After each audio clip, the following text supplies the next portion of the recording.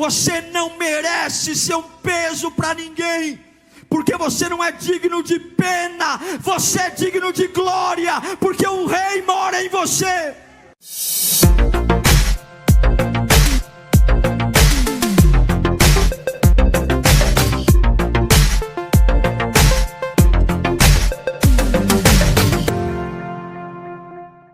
Vamos ouvir a palavra de Deus? Abra sua Bíblia comigo no Evangelho de Lucas, capítulo 2, versículo 36. Evangelho de Lucas, capítulo 2, versículo 36. Uma das grandes preocupações que eu tenho na minha vida é não ser um peso para ninguém. Eu sempre me incomodo muito se não estou sendo inconveniente, se eu não estou sendo um peso, porque o ser humano não foi feito para carregar outro ser humano. Uma coisa é você precisar de uma ajuda e alguém te ajudar, estender a mão, apoiar você. Mas uma outra coisa é você não se incomodar com isso. Não importa a sua situação financeira, emocional, física, nenhum de nós é um erro. Nenhum de nós nasceu para estar abaixo daquilo que Deus idealizou para nós. Não importa a situação, peso, cor da pele, se nasceu de uma família nobre ou se nasceu de uma família extremamente humilde. As condições externas não mudam o que você carrega. Mas vivemos uma época do vitimismo, você sabe disso. Eu não tenho nenhum orgulho em ter uma igreja que dependa de mim. O meu orgulho é vir uma igreja dizendo: pastor, eu encontro Deus sem precisar de ti. Porque eu creio que a maturidade nos faz assumir herança. Criança não assume herança. Criança tem que ter tutor, até que faça 18 anos. E muitas igrejas estão tomadas de crianças. E Deus diz: eu não posso derramar, porque vocês não são adultos. Eu vou ministrar sobre uma das mulheres, na minha opinião, mais fascinantes da Bíblia. Muito pouco pregada, tem a sua xará famosa do Antigo Testamento. Mas essa mulher, ela é uma das mulheres mais fascinantes. Fala-se tão pouco dela da Bíblia, apenas 3 versículos. Mas o que essa mulher representa, pelo menos ao meu coração, é algo fantástico, de uma mulher que não foi um peso para ninguém, mesmo tendo uma vida muito difícil. E que o Espírito Santo fale conosco. Lucas 2:36 fala assim: estava ali a profetisa Ana, filha de Fanuel, da tribo de Azer. Era muito idosa, havia vivido com o seu marido 7 anos depois de se casar, e então permanecera viúva até a idade de 84 anos. Nunca deixava o templo. Nunca deixava o templo. Adorava a Deus, jejuando e orando, dia e noite. Tendo chegado ali, naquele exato momento, deu graças a Deus e falava a respeito do menino a todos os que esperavam a redenção de Jerusalém. Feche os olhos. A gente está num feriado prolongado, né? As vésperas de um feriado prolongado para alguns. Você vai sair daqui cedo. Você ainda vai poder fazer coisas depois desse culto, jantar, para quem não está no jejum, né? Vai ter aquela janta maravilhosa. Para quem está no jejum, bom alface para você. Dá tempo de fazer bastante coisa ainda, mas agora é a hora de ficar aqui. Você tem que fazer um esforço para você estar aqui. Você que está em casa, o teu desafio é maior ainda. Você tem que fazer um esforço para estar no presente agora. Eu creio numa voz que cura, liberta, transforma. Eu queria que você se unisse a mim em oração agora, implorando a Jesus que fale conosco. Pai bendito, eis aqui a letra, mas nós precisamos do Espírito. A letra sem o Espírito é morta. Paracleto, aquele que está ao lado, aquele que nos sustenta, sopra dos 4 ventos. Levanta pessoas aqui, meu Deus. Acorda almas. Desperta corações. Embriaga o espírito. Traz-nos revelação. Destrói esse mundinho limitado que construímos. essas ideias banais que temos nos apegado, que explica tudo, mas não resolve nada. Acorda-nos, Espírito, traga o dunamis, que pulse o nosso coração. É o nosso desejo, em nome de Jesus. A profetisa Ana exala para mim o bom perfume de Cristo, de uma mulher que dedicou sua vida ao servir a Deus. E quando a gente olha para uma pessoa que tem uma vocação muito especial, logo nós, de forma muito preconceituosa, achamos que essa pessoa teve uma vida fácil, uma vida sem turbulências. Talvez nasceu num berço que correspondia a isso. Mas se eu pudesse resumir a vida da Ana, que eu conheço apenas em 3 versículos, a síntese da vida dessa mulher foi a sua paixão completa por Deus. É muito diferente, irmão, quando você vê uma pessoa que gosta de Deus, que tem simpatia por Deus, e outra que é completamente apaixonada por Jesus Cristo. Eu não tenho dúvida que nós temos simpatia, que gostamos, mas a gente pode ir muito mais profundo. Eu gosto do Salmo 16, e me lembra muito de Ana, a profetisa, Salmo 16, 11, que diz: tu me farás ver, tu me farás conhecer a vereda da vida, a alegria plena da tua presença, eterno prazer à tua direita. Esse salmo é lindo, não é? Olha, tu, Senhor, me fará conhecer a vereda, o caminho da vida. E esse termo que vem agora é fantástico: a alegria plena da tua presença, plenamente alegre, plenamente feliz. Consegue perceber que a maior dobradinha de vida é você e Deus, Deus e você? Agora, pode uma pessoa ser apaixonada por Jesus com um coração despedaçado? Pode uma pessoa ser apaixonada por Jesus predominando suas perdas? Eu creio que não. Deus não divide sua glória com ninguém. É por isso que o choro, ele tem validade. O choro dura. Deus, ele diz: eu sei que você é ser humano, eu sei que você é limitado, eu sei que você é complicadinho, então vou te dar um tempo para você sentir um baque da vida, vou te dar um tempo para você digerir os solavancos, mas tem que durar só uma noite. A alegria tem que vir pela manhã, porque dificilmente uma pessoa que vive com um coração despedaçado, ela pode ou vai viver de forma plena sua paixão por Deus. Quem era Ana? Ana era de uma tribo chamada tribo perdida, uma das tribos que foi para o sul, quando houve o desmembramento das tribos. Ana era filha filha de Fenuel, da tribo de Azer. Azer era filho de Jacó, era o segundo filho de Jacó com a serva de Lia.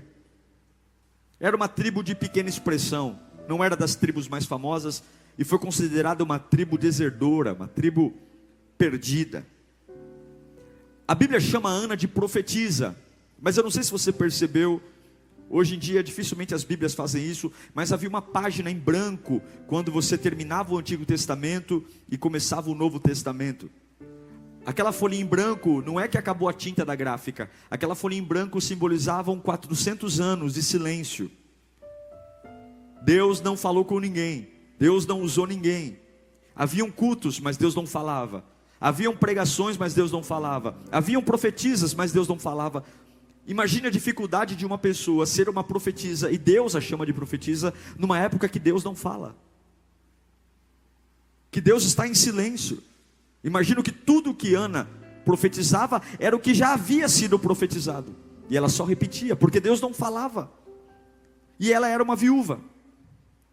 E talvez esse seja o principal problema para um coração estar despedaçado. Com apenas 7 anos de casada, diz a Bíblia que ela ficou viúva. Apenas 7 anos. E nessa época, estar viúva era uma gravidade monumental. Viúvas nesse período eram negligenciadas, ignoradas, esquecidas. A viúva era um fardo, porque uma mulher, nesta época, que era proibida de trabalhar, de ter uma vida ativa, certamente teria que ser sustentada. E quem ia querer ficar com uma mulher em casa para ser sustentada? Não é à toa que uma das primeiras missões dos diáconos eram cuidar dos órfãos e das viúvas, porque eram pesos para a sociedade. Ninguém queria, a família não queria, não tinha Bolsa Família na época, não tinha nada, nenhuma ajuda do governo, nada. Agora, o que me encanta nessa mulher, há uma briga sobre a idade dela. No original não diz que ela tinha 84 anos, mas diz que ela já estava viúva há 84 anos. Pela lei judaica, uma criança, uma lei antiga judaica, a partir dos 12 anos era permitida o casamento. Se você somar os 12 anos com 7 anos de casada, que ela ficou viúva, e agora mais 84 anos de viuvez, nós podemos imaginar que Ana tinha em torno de 103 anos. 103 anos de idade. Mas o que me encanta é que mesmo a felicidade do casamento tendo durado apenas 7 anos, mesmo a vida dela tendo passado por solavancos, perdas, numa sociedade que pouco apoia, quando o marido morreu, a vida dela não acabou. Quando a vida deu um tranco nela, o tranco não destruiu o propósito, muito pelo contrário, Ana revelou um ponto de vista diferente. A Bíblia diz que desde a perda do marido, ela usou o templo, a casa de Deus, e de dia e de noite ela se consagrava.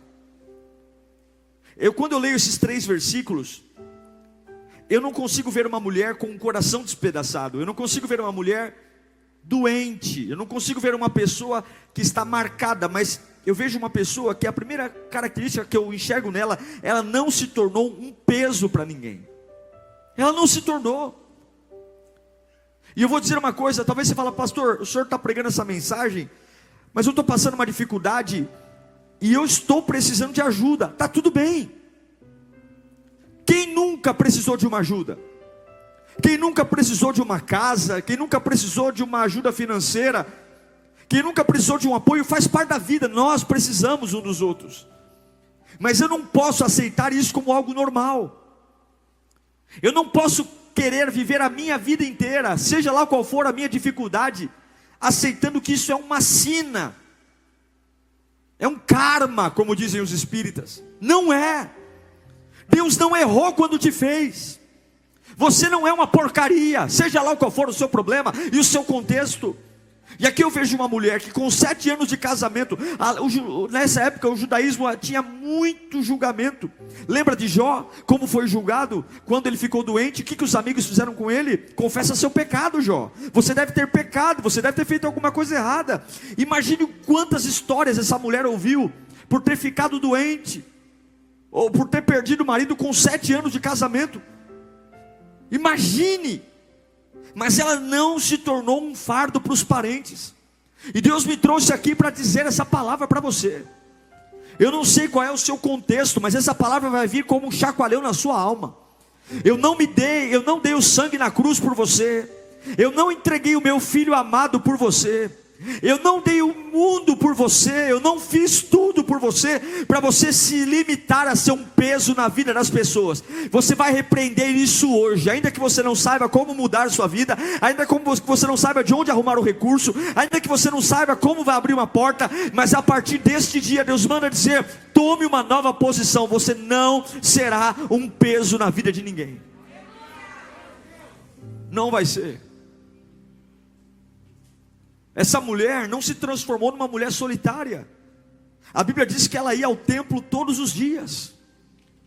Ela não se isolou.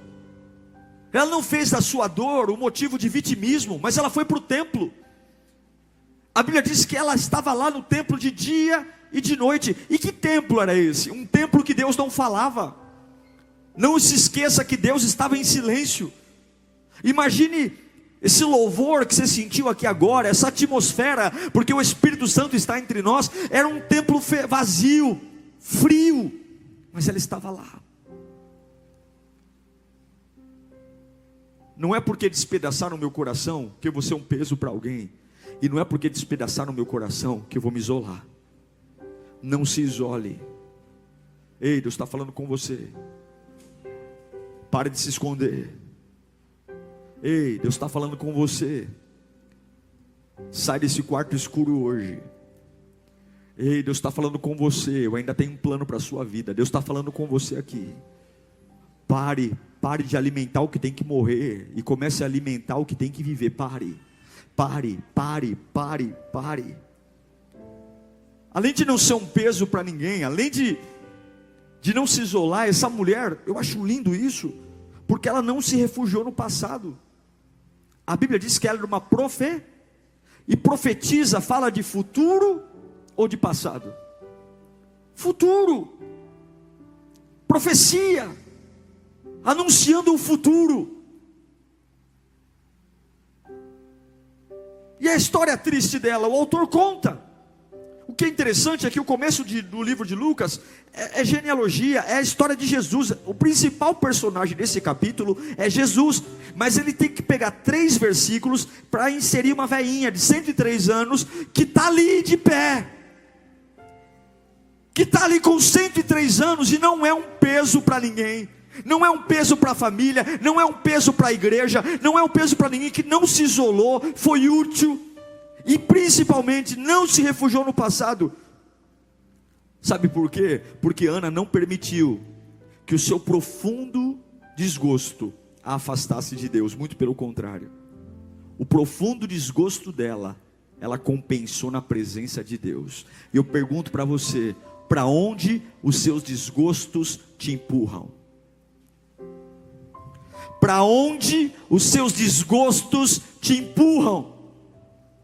Para onde os seus traumas te empurram? Uma velhinha de 103 anos, que ficou viúva aos 7, que foi profetisa numa época que Deus não falava. Ela estava com 103 anos na presença de Deus. E eu te pergunto, suas maiores dores e os maiores desgostos te fazem ser um peso para parente? Seus desgostos e seus traumas te tornam uma pessoa solitária? Seus desgostos e teus traumas fazem você se refugiar num passado ou te empurram para Deus? Quais de nós hoje estão enfrentando choques, tragédias, adaptações, e sabem que nada cura essas feridas se não for a presença de Deus? Eu quero te fazer um convite hoje a lidar com a sua vida de um jeito diferente. Eu quero fazer um convite hoje para você. Essa é uma mensagem de um abraço em você. Porque para você se sujeitar a depender de alguém, a ser um peso para alguém, é porque você já perdeu o seu propósito. É porque você não sabe mais quem é. Você se acha incapaz. Mas eu quero que você guarde isso que eu vou te dizer no seu coração. Guarda isso. Guarda isso. Deus não busca heróis. Deus busca disponíveis. Sabe por que você está tão abatido? Porque você acha que você tinha que ser um herói. Porque você tem pessoas que você olha e você sabe que eles humanamente são melhores do que você, conquistaram mais que você. Sim, irmãos, há pais que conquistaram mais que você. Sim, há profissionais que ganham mais dinheiro que você. Sim, mas Deus não é movido por isso. Deus é movido por disponibilidade. Deus é movido, no versículo 37 diz que ela não deixava o templo, servindo a Deus de dia e de noite. Quem era Ana? Ana era ninguém. Quem ela era? Ninguém. Ana não fazia parte de uma elite. A tribo de onde ela vem não era as tribos mais famosas. Era muito pelo contrário, uma tribo desertora. Ela não era parente de nenhum rabino, de nenhum rei, de nenhum figurão. O pai dela era o Fenuel. Você sabe quem é Fenuel? É ninguém. É ninguém. É um personagem quase que desconhecido da história. O nome dela não aparece em nenhum outro lugar da Bíblia. Em nenhum outro lugar. Ela é uma viúva, pobre e velha, de 103 anos. O nome dela é citada uma vez na Bíblia só, e acabou.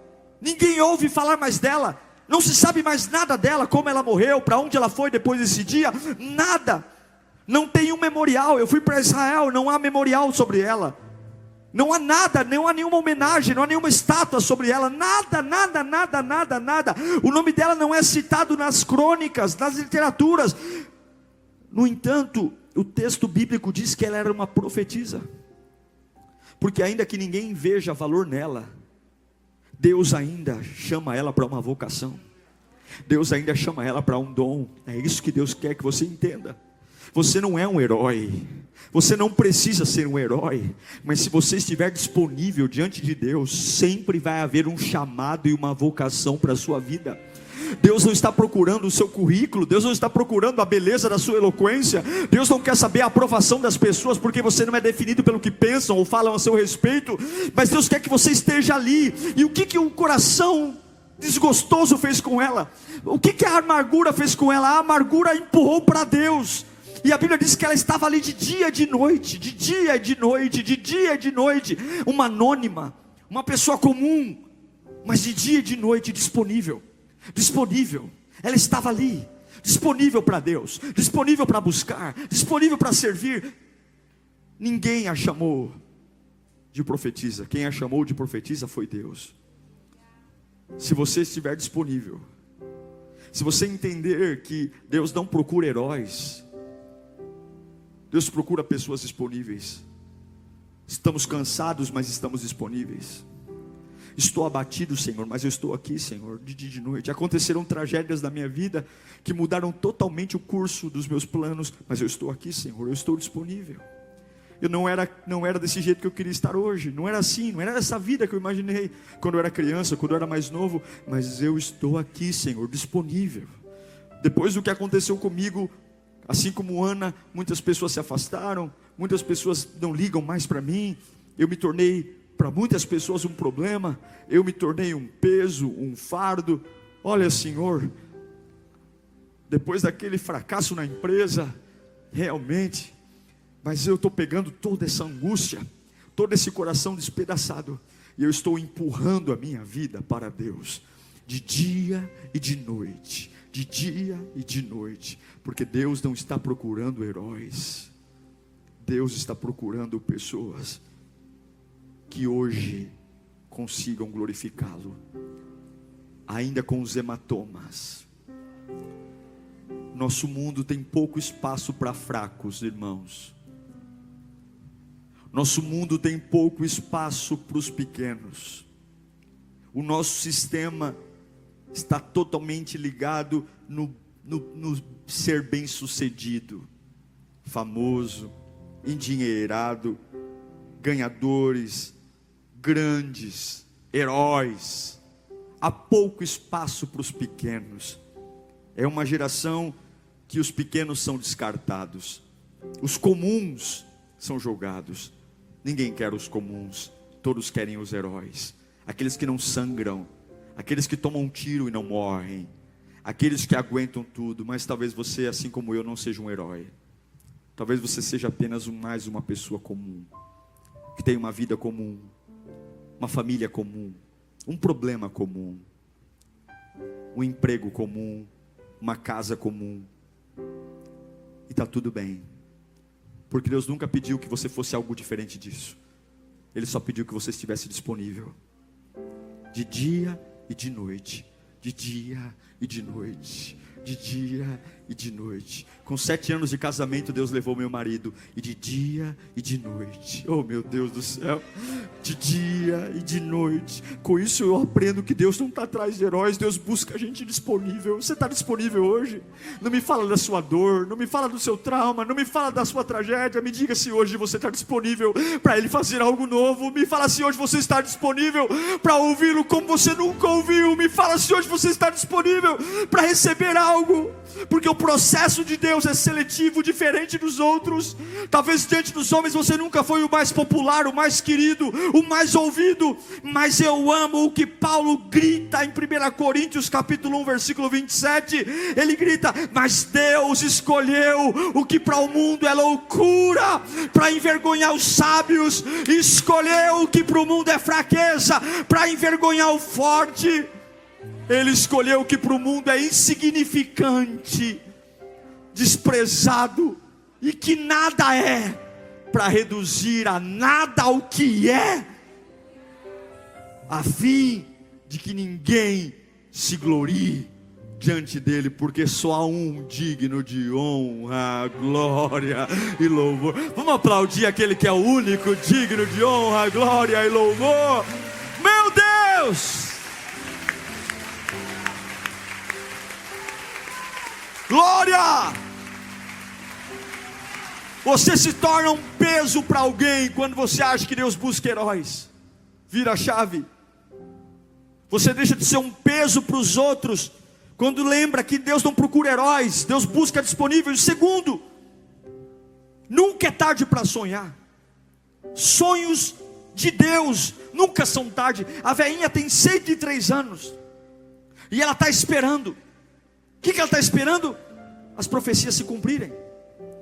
Quantas profecias ela ouviu do profeta Isaías, profeta Ageu, profeta Amós, profecia que viria alguém libertando o povo, e agora ela é uma profetisa num tempo de silêncio, mas ela está ali. Qual era o grande sonho de Ana? O que fazia essa mulher com 103 anos estar num templo, sem se limitar a ser um peso, sem se limitar a se isolar, a viver de passado? O que fazia essa mulher ser uma profetisa tão importante? E é a Bíblia que chama ela de profetisa, não é ela que diz que é profetisa, é a Bíblia.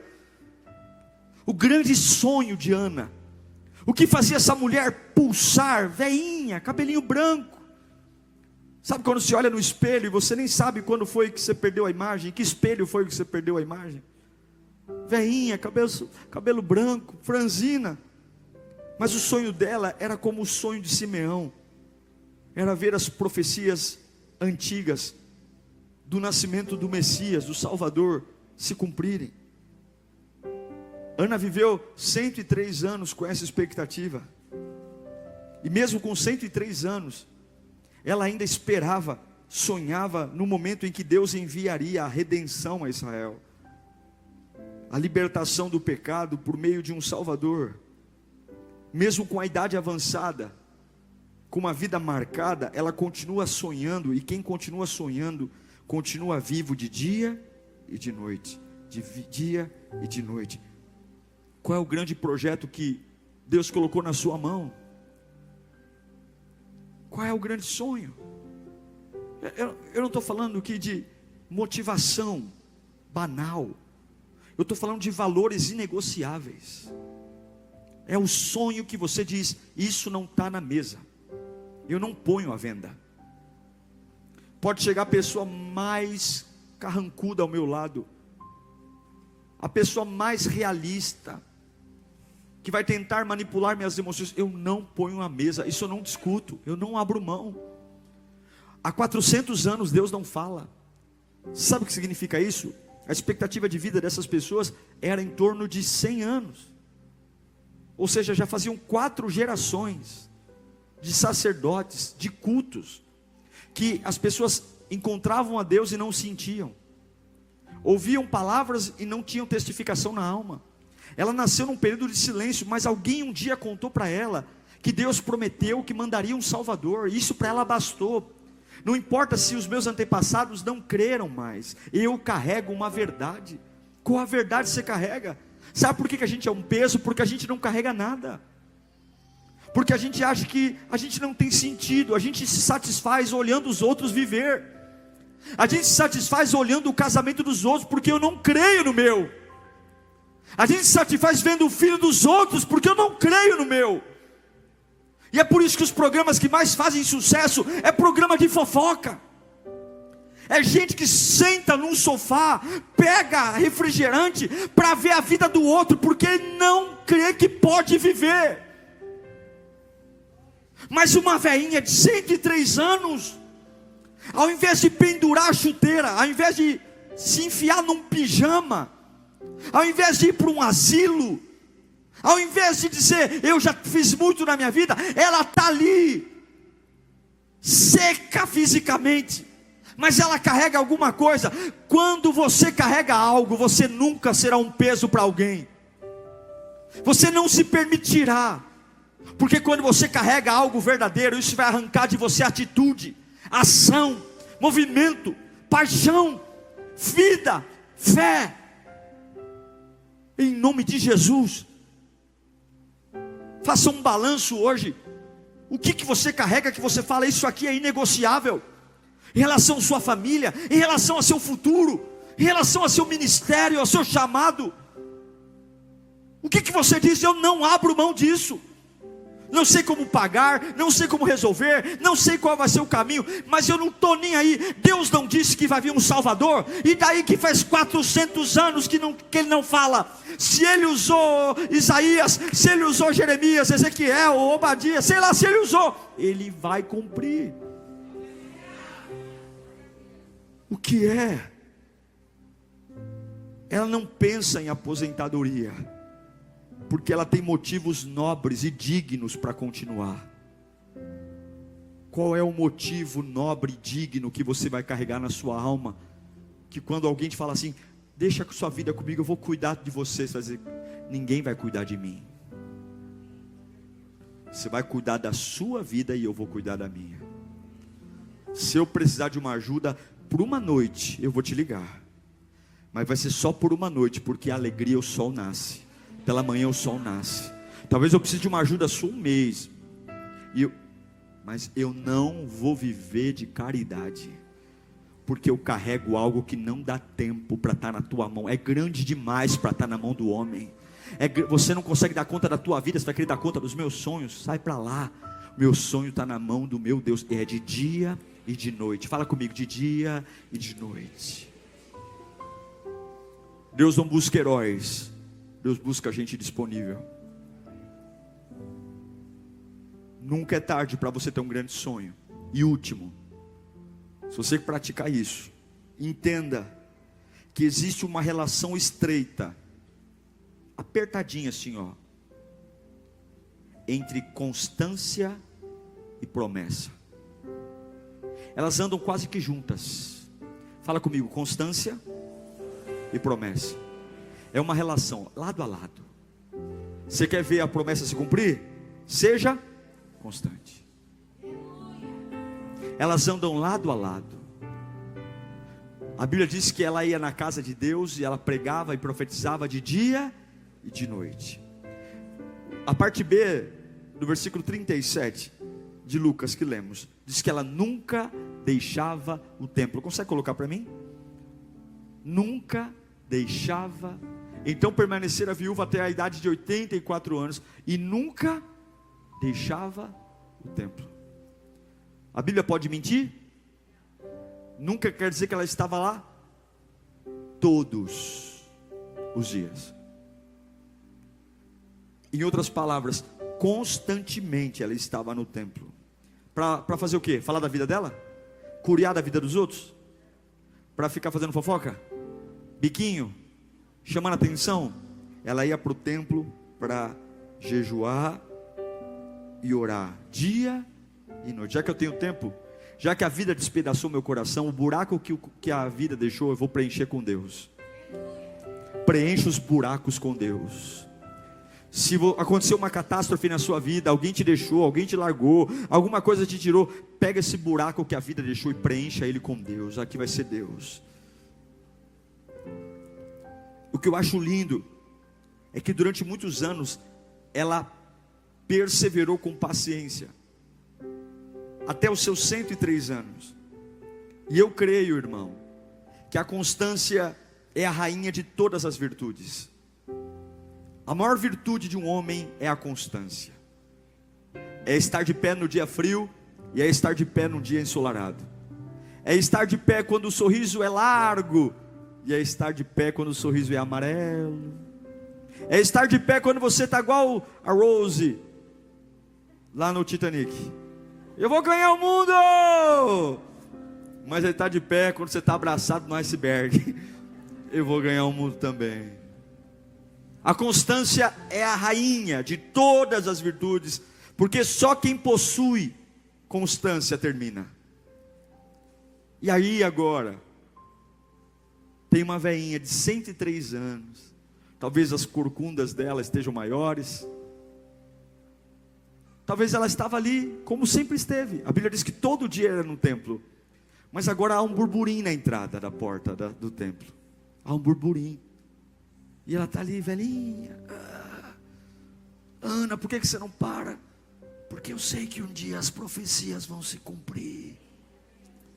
Eu sei que um dia o que Isaías profetizou vai se cumprir. Oh, meu filho, eu estou aqui porque Deus não busca heróis, Deus busca gente disponível. Oh, meu filho, eu estou aqui porque eu tenho um grande sonho. Eu tenho um grande sonho. Se alguém diz que Deus vai cumprir, Ele vai cumprir. E daí que faz 400 anos. E eu sou constante. Aí daqui a pouco ela olha para trás. E quem vem entrando? Uma jovem chamada Maria, trazendo uma criança no braço. Do lado dela um quarentão, o Zé. E como sempre ela estava, agora entra um casal. Não era um bebê comum. Não tem como ser um bebê comum. O choro desse bebê não era um choro comum. Não tinha como, era o próprio Deus em forma de criança.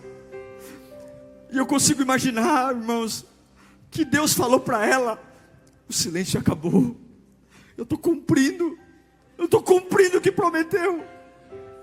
Ana, ao invés de olhar para as situações, ela creu na promessa. Porque depois do choro, levanta sua mão para cá, vem a alegria. Eu não sei o que o diabo disse para você que vai vir depois do choro, mas o Deus que eu sirvo manda te dizer: depois do choro vem a alegria.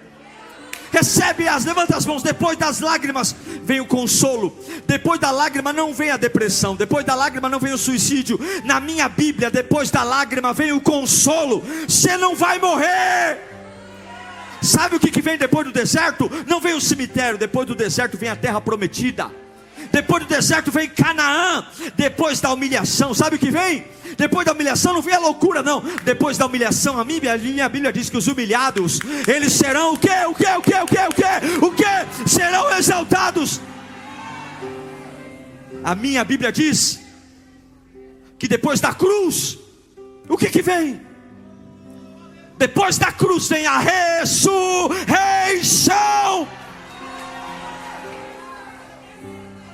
Depois da prisão, na minha Bíblia, vem o trono. E agora, em um dia comum, porque ela ia para o templo todo dia.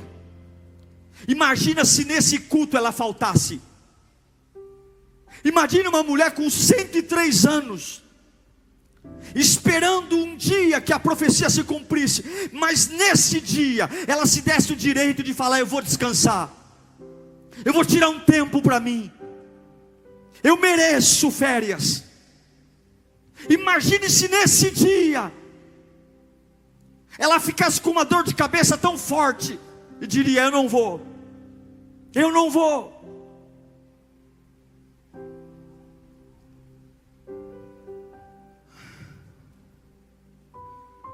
E chegando naquela hora, dava graças a Deus e falava a respeito do menino. Em que hora? Quando ela viu Jesus nos braços de Maria e José sendo entregue ao sacerdote Simeão para ser apresentado aos céus. A Bíblia diz que quando ela viu Jesus sendo apresentado, ela não disse: agora eu posso morrer em paz. A Bíblia diz que ela continuou falando e dando testemunho do que ela viu e ouviu. com 103 anos, ela viu o Consolador de Israel, em carne e osso, entrar pelo templo que estava apagado. Existem muitos líderes em Israel. O que é interessante é que o nascimento de Jesus, irmãos, aqui eu encerro, ele não foi celebrado pelos grandes. Todas as pessoas que fizeram parte do nascimento de Jesus, que creram que ele era o menino Jesus, o Messias, eram pessoas muito simples, eram pessoas pobres, esquecidos. Os grandes religiosos, os grandes sábios, os grandes mestres, os grandes líderes, eles nem se deram conta de quem acabou de nascer. E é por isso que Deus não busca heróis, Deus busca gente disponível. Ana foi separada por Deus, porque ela era apaixonada por Deus. Eu encerro essa mensagem dizendo que se você até hoje tem vivido de ajuda de pessoas, e está tudo bem, apoio, e você tem feito de algumas pessoas realmente alicerce na sua vida, mas o problema está em você. Para com isso. Não seja um peso para ninguém. Deus não deu a vida de alguém para ser responsabilidade de um outro homem. Ajude, ore, interceda, mas não se limite, não se isole, não viva do passado, mas lembre essas 3 coisas. Deus não busca heróis, Deus busca gente disponível. Amassado, sangrando, sozinho, debilitado, em relação a Deus, esteja disponível. Esteja disponível para orar, para buscar. Sonhe. Sonhe. Mesmo que haja um silêncio, sonhe. Sonhe com essa libertação, sonhe com essa vida maravilhosa. Sonhe. E coloque num lugar tão precioso no seu coração, que ninguém pode tirar. E por fim, a constância é a rainha de todas as virtudes. Dia e noite, dia e noite. Quando eu tenho vontade, quando eu não tenho vontade. Quando eu me sinto feliz, quando eu me sinto triste. Quando eu tenho apoio, quando eu não tenho apoio. Porque a promessa e a constância andam lado a lado. E vai ter um dia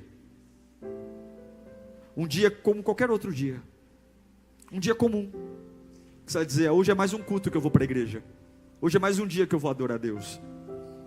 E aí você vai ver um burburinho perto de você, e de repente vem um casal trazendo nos braços aquilo que você mais esperava a vida inteira.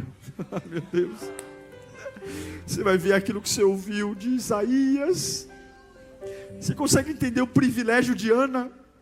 Que privilégio! A gente vai em Israel hoje, não tem ninguém lá, mas a gente chora de falar assim: foi aqui que Jesus nasceu. Eu chorei quando fui para Belém, quando eu entrei no cenáculo e fiquei imaginando a última ceia ali.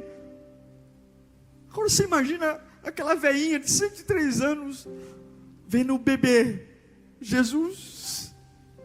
Que privilégio! Deus vai te dar privilégios, irmãos. Deus vai te dar experiências que serão só suas.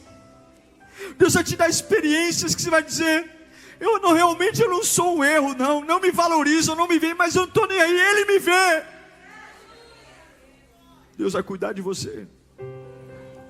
Eu queria que você fechasse os olhos agora, e você olhasse para tudo que te alimenta, que não for do Senhor. E Deus vai te dar força para você começar a se desconectar disso agora. Você não vai viver sendo um peso para ninguém. O sangue de Jesus não foi derramado para isso. Que bom que podem te ajudar, mas não conte com isso. Você não é menor que ninguém. Você não é menor que ninguém. E eu sei que tem Anas aqui hoje, Anas que passaram por solavancos na vida. Solavancos. Pega a sua angústia e deixa ela te empurrar para Deus. Pega a sua dor e deixa ela te empurrar para Deus. Para de se enganar, para de ver uma vida artificial, para de ver uma vida de cartão de crédito, uma vida supérflua, só de maquiagem. Seja real, seja autêntico. Prove a plena vida, a vida de Deus, a vida que embriaga a alma, a vida que traz completude. E daí que não te aplaudem, e daí que não te valorizam, e daí? Qual dos miseráveis dos homens pode alguma coisa por você? Somos todos miseráveis, todos pecaram, e todos estão fora da glória de Deus. Só há um que conhece o teu interior, só há um que sabe o teu dia e a tua noite, só há um que sabe o que você realmente sente, só há um que esquadrinha teus passos e sabe como é teus limites, só há um que não fica chocado quando você erra, só há um que nunca estará disposto a te abandonar e te deixar. Só há um que tem paciência contigo, tanta paciência e misericórdia, que não poupou seu único filho. Você não merece ser um peso para ninguém, porque você não é digno de pena, você é digno de glória, porque o Rei mora em você. Comece a examinar seu coração agora. Comece a examinar seu coração. Comece a acreditar que Deus, você está disponível aqui para Ele hoje. Você está disponível para um avivamento. Você está disponível. Você está disponível. Eu não quero saber a tua desgraça, eu quero saber se você está disponível. Eu não quero saber o quanto você está abatido, eu quero saber se você está disponível para uma obra começar aqui agora.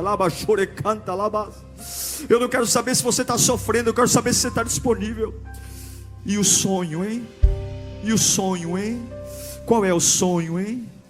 Você vai acordar mais cedo para pensar nele. Qual é o sonho, hein?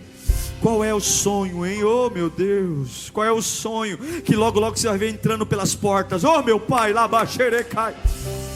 Qual é o sonho, hein? Que vai fazer você sentar no sofá, desligar a televisão e só ficar pensando: o dia que esse menino vai nascer, o dia que esse menino vai nascer, o dia que esse menino Salvador vai chegar. Eu vou pensar nisso.